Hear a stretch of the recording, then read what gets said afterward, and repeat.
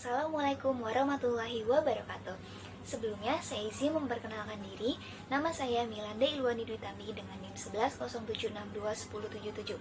Saya dari kelas B angkatan 2021, Program Studi Pendidikan Guru Sekolah Dasar Fakultas Ilmu Pendidikan Universitas Negeri Jakarta. Pada kesempatan yang berbahagia ini, saya izin membahas mengenai kasus-kasus yang sering terjadi di sekitar kita berkaitan dengan moral, dengan judul Indonesia Darurat Simpati dan Empati. Video ini dibuat guna memenuhi tugas akhir mata kuliah Kapitas Lekta Pendidikan Nilai dan Moral yang diampu oleh Bapak Dr. Otip Satibi Hidayat MPD.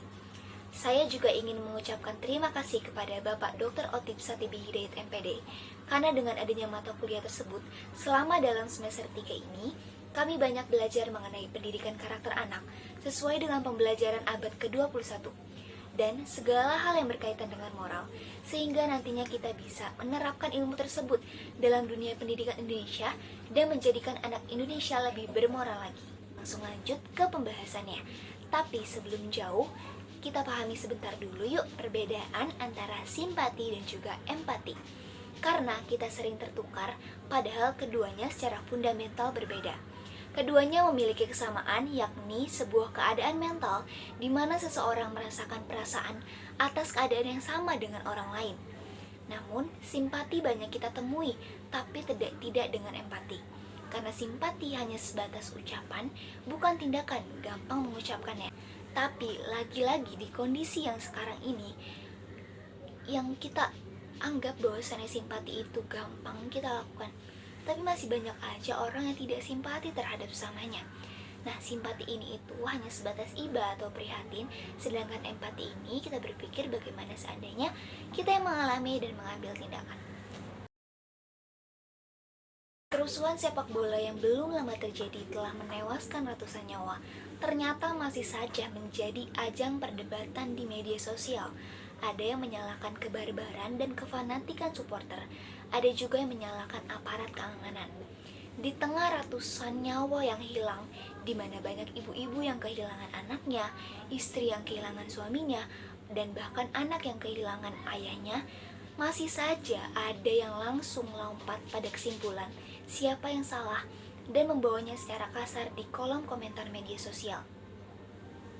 Kalimat pembelaan seperti, kami bersimpati kok, kami berempati kok, tapi seharusnya itu kurang tepat, karena simpati itu tidak kompatibel dengan seharusnya. Simpati ya simpati, simpati sendiri tidak perlu alasan, cukup sebagai manusia saja. Simpati maupun empati merupakan elemen yang penting dalam kemanusiaan kita. Kalau tanpa keduanya, kita bisa saja tidak utuh sebagai manusia, bisa lebih dekat ke hewan. Meskipun demikian, hewan pun mempunyai empati kepada hewan lainnya karena sudah banyak penelitian ilmiahnya bahwasannya hewan juga punya empati terhadap sesamanya.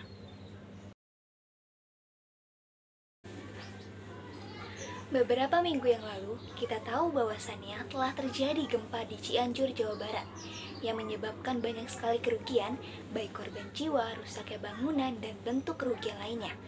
Namun tak disangka justru tempat terjadinya bencana alam tersebut, di mana dalam keadaan porak-poranda sedang melakukan banyak evakuasi dan pembenahan sementara lainnya.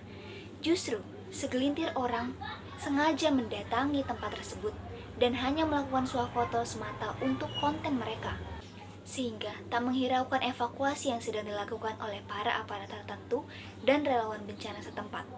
Hal ini tentu akan menghambat proses evakuasi dan pemberian bantuan oleh para relawan kepada para korban. Karena sudah terlalu geram dan gemas dengan aktivitas yang mereka lakukan, bahkan tertawa di tengah pilu para korban, relawan bencana pun mengambil tindakan untuk memasang pemberitahuan dengan kardus dan bambu yang bertuliskan, "Ini bukan wisata bencana." Kita pasang mengingatkan bahwa ketika saudara-saudara kita terkena bencana, Warga Cianjur yang menjadi korban gempa bumi merasa geram dengan ulah orang-orang datang ke lokasi pengungsian hanya swafoto untuk konten. Bahkan disebutkan mereka hanya turun untuk mengambil video dan mengganggu upaya evakuasi dan distribusi bantuan. Dikutip dari tribunjabar.id, terpantau dalam lokasi pengungsian warga memasang papan sindiran. Dalam papan itu tertulis, "Ini bukan wisata bencana." Mereka merasa geram dengan kedatangan orang-orang yang hanya melakukan swafoto dan video untuk konten. Ya, memang seiring kemajuan teknologi yang sudah banyak dampak positif yang kita rasakan. Namun rasanya kita juga perlu berhati-hati karena teknologi bisa menjadi pisau bermata dua. Di satu sisi sangat membantu, namun di sisi lain juga banyak dampak negatifnya. Menurut Central of Global Development, teknologi dan digitalisasi juga berpotensi menurunkan empati. Dampaknya, kita semakin egois, individualistik, dan hanya mementingkan diri sendiri serta tidak mampu merasakan sisi-sisi kemanusiaan yang justru menjadi nilai besar yang dapat menyatukan kita. Apapun suku, apapun budaya, keyakinan, bahasa, bahkan latar belakang bangsa dan negara kita yang berbeda. Dan melihat bahwa adanya penurunan empati secara besar-besaran di era yang serba cepat ini, penting bagi kita sebagai generasi muda bisa menumbuhkan sikap empati pada anak bangsa. Lalu, bagaimana cara menumbuhkan sikap empati? Simak penjelasan berikut ini. Mungkin teman-teman udah gak asing lagi nih dengan quotes "Don't judge a book by its cover" yang memiliki makna tersirat. Kita tidak boleh dengan mudahnya menghakimi seseorang dari tampilan luarnya saja atau dari apa yang kelihatannya saja. Nah, ternyata prinsip ini sejalan jika kita ingin belajar berempati. Karena dengan mengurangi kebiasaan menjudge orang lain atau berpikiran buruk tentang orang lain akan menumbuhkan sikap empati dalam diri kita. Tentu, jika kita sudah memberikan judgement terhadap sesuatu, maka persepsi itu akan muncul. Dan persepsi itu adalah biangnya masalah. Apalagi saat persepsi kita terhadap sesuatu itu negatif, maka akan memberikan border atau batasan kita untuk bertumbuh. Good Science Center dari University of California memiliki kemampuan mendengarkan orang lain dengan baik adalah salah satu ciri orang yang mempunyai empati yang tinggi. Mengapa demikian? Tentu kita tidak bisa memahami, kita tidak bisa merasakan, bahkan kita tidak bisa membantu jika kita tidak bisa mendengarkan mereka secara baik.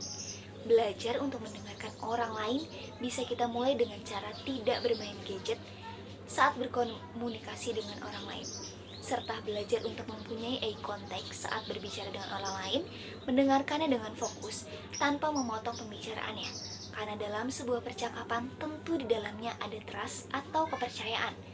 Saat kita bisa mendengarkan orang lain dengan baik, maka orang tersebut akan percaya untuk bercerita kepada kita. Dan kepercayaan inilah yang bisa memupuk subur empati. Ketiga adalah assume ourselves in other position. Karena empati adalah seni untuk memahami orang lain, maka kita juga harus bisa mengasumsikan diri kita bagaimana sih jika kita berada di posisi mereka. Kita ambil contoh yang sering terjadi pada kita saat ada teman yang bercerita bahwasannya mereka sedang mendapatkan kegagalan, maka kita harus mengasumsikan bahwa bagaimana jika hal itu terjadi pada kita. Hal ini akan membuat kita lebih berempati. Dengan cara memberikan semangat, maka kita pun tidak juga mudah meremehkan mereka, tidak juga menghakimi mereka dengan kata-kata, "Masa gitu aja gak bisa sih? Masa gitu aja gagal sih?" Ungkapan meremehkan lainnya. Namun, menurut akademisi Harvard mengatakan bahwasannya membayangkan atau mengasumsikan saja tidak cukup. Kadang kita perlu datang, membersamainya, menemuinya, dan mengobrol serta memberikan bantuan meskipun hanya sedikit. Misalnya, agar kita berempati pada orang-orang yang homeless di luar sana, ada kalanya kita membersamai dan juga duduk mengobrol bersama mereka meski hanya sesaat. Kita bahas nih kasus-kasus di mana masih banyak orang yang tidak berempati kepada orang lain. Nah, saya akan memberikan salah satu contoh kasus bagaimana sih berempati dengan orang lain. Nah, contoh kasus ini saya ambil pada saat masa COVID-19. Bagi kita yang masih diberikan kelancaran rezeki, mestinya kita tunjukkan empati kita dengan memberikan uluran tangan kepada warga masyarakat yang membutuhkan. Misalnya, dengan membeli dagangan para pedagang kecil yang kesulitan untuk menjual dagangannya, atau bentuk-bentuk uluran tangan lainnya yang dapat meringankan beban saudara-saudara kita yang terdampak ekonomi dari musibah itu. Selain itu, jika ada tetangga kita yang sedang terkena COVID-19, ada baiknya bersama-sama kita bergotong royong untuk membantu baik dalam hal persediaan makanan, obat-obatan, atau sekedar memberikan semangat atau support dari jauh. Kiranya dari video ini, kita dapat menumbuhkan sikap empati kita terhadap orang lain dan juga sesama. Dan mari kita tingkatkan terus empati ini dengan cara tidak menjudge orang lain dan juga bisa mendengarkan mereka secara baik serta mengasumsikan diri kita pada posisi mereka agar empati dapat terpupuk secara subur mulai dari sini. Yuk kita sama-sama mulai untuk bersimpati dan berempati kepada orang lain.